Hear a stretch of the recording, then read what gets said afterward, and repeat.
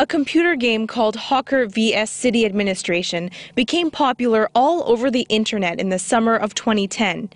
It is simple but realistic and shows the social contradictions between street hawkers who live at the bottom of society and the administrators at the top. It attracted thousands of netizens. Back in the real world, city administration and law enforcing departments are not as clearly defined. They gradually came into being in different cities and at different times by the end of the 90s. China is modernizing. Planners want to create ordered and respectable communities. It's felt that hawkers selling on street corners do not create a good image. To maintain order, licensing officers are responsible for moving peddlers from the streets, a process that has become an everyday cat-and-mouse game. Hawkers trying to outwit law enforcers are now a common sight, and we recorded some of their lives. The National Economic Census shows that 29 million people are licensed to run a private business in China. But it's thought there is a much bigger group of private businesses that are unlicensed. They work on the city's streets as hawkers and peddlers. It's an unpredictable and unregulated line of work, and the numbers are impossible to calculate. They are an integral part of daily life in China, so it's hard to believe that by simply earning a living, they're breaking the law. Since the opening up reforms of the 80s, there has been a reduction in the number of state-owned businesses and employees. Many people living outside major cities responded to the nation's call to work for themselves. These rural to urban migrants, along with former state company workers, now make up a large group of private business owners. One of them is Hao Ruhui, who left Shanxi 17 years ago and came to Beijing. She now sells clothing such as socks and mittens at the gate of one of the city's universities. Hao Ruhui lives along with her husband and their son in a rented room. It's about 10 square meters and is in a building that doesn't have a bathroom. Hao Ruhui's husband makes a living from repairing bicycles. Together, they make about $660 a month. The high cost of living means that after rent and bills, they have little money left. She's worried that she won't be able to pay for her son's education. If I look for a job, like as a shopping guide, I'll only get about $160 per month. It's tough selling things on the street, but I can make more money that way. So how much can you make by selling things on the street? I make about $320 a month. 11 o'clock, and it's time for Hao Ruhui to start setting up. After 2 hours, Hao Ruhui only manages to sell 2 scarves.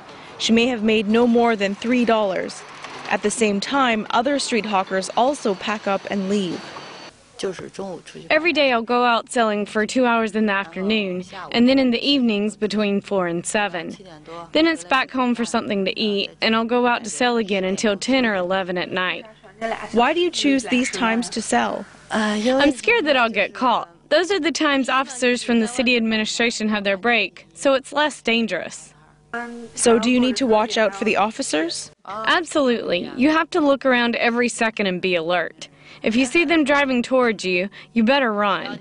Sometimes if they're serious about catching you, you don't get the chance to run. If you run, they'll get out of the car and chase you. With 2 bags, how can I run faster than those young guys? In March 2003, regulations for selling with a license were introduced. It's no longer possible to hawk or peddle goods. To get a license, traders must have a permanent fixed stall or rent a shop. As a result, over the next 10 months, more than 2 million unlicensed private business owners were banned from trading. Now, when licensing officers patrol the streets, all the hawkers can do is run away. They have caught me more than 20 times. What happened? Sometimes they'll take my stuff, and sometimes they'll give me a fine, like $16 to $32. When they take my things to the bureau, I have to pay the fine to get my stuff back. It all depends on them. Did you ever get your things back? Most of the time I can. I think they tend to find people regularly. Selling on the street isn't great, but I don't really have a choice. The unlicensed hawkers understand that their business is illegal, but they have no other way to make money. 63-year-old hawker Wang Guitian told us his story. I don't have money to rent a store. I make $5 a day in the winter. That is not even enough for a licensed store. The house in which he and his wife live is not heated, and it's hard to survive. But Wang Guitian still considers that the appearance of the city is more important than his living conditions. The country is more important than me. At the very worst, I can only eat cheap food like sweet potatoes. I can survive. In China, you need to have a stall to get a business license. You can then trade legally after being registered. Certificates are given out by the Administration for Industry and Commerce.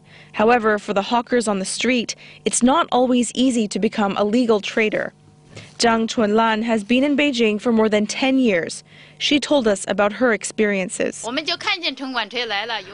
we saw the officers' vans coming, we packed up and ran. Two guys came and asked if I'm selling socks. I thought they were students, so I said yes. Then they grabbed my stuff, saying, "Follow me to the office." I asked, "Who are you people? Why don't you wear uniforms?" They said, "How can we get you when we wear uniforms?" They wanted me to pay a $16 fine, but I didn't get a ticket. I told them I wasn't happy with that. They said, "If you want a fine ticket, you have to pay $48. So you paid the fine anyway?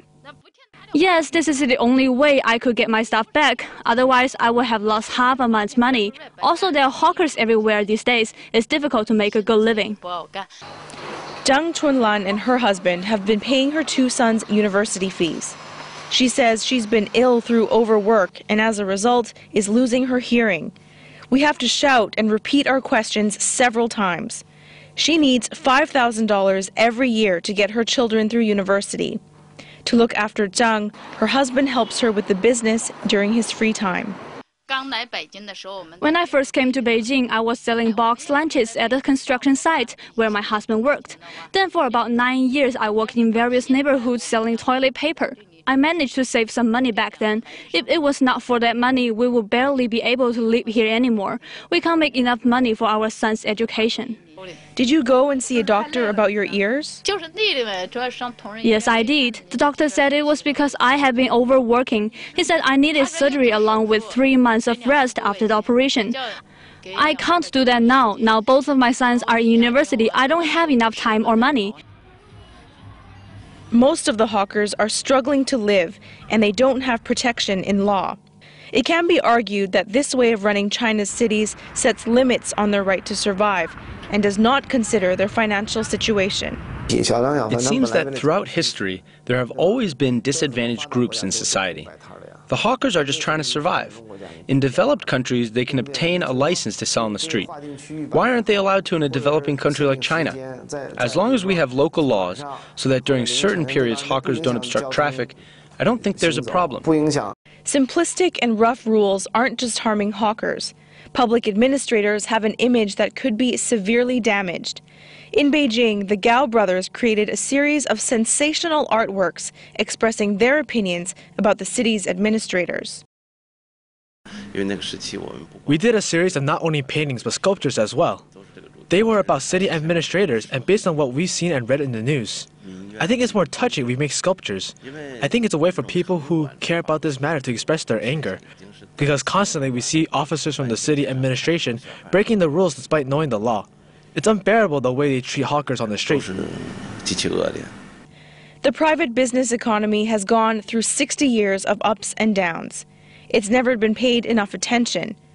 Even today, in the 21st century, it still doesn't have the status it deserves. This century, China has seen rapid and steady economic growth. In terms of its GDP, it's now the world's second largest economy. But when it comes to how that money is distributed, things are different.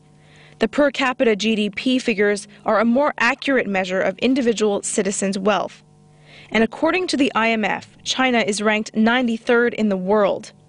This is a country able to send satellites into space. However, there are still millions of people struggling to survive and fighting for their rights.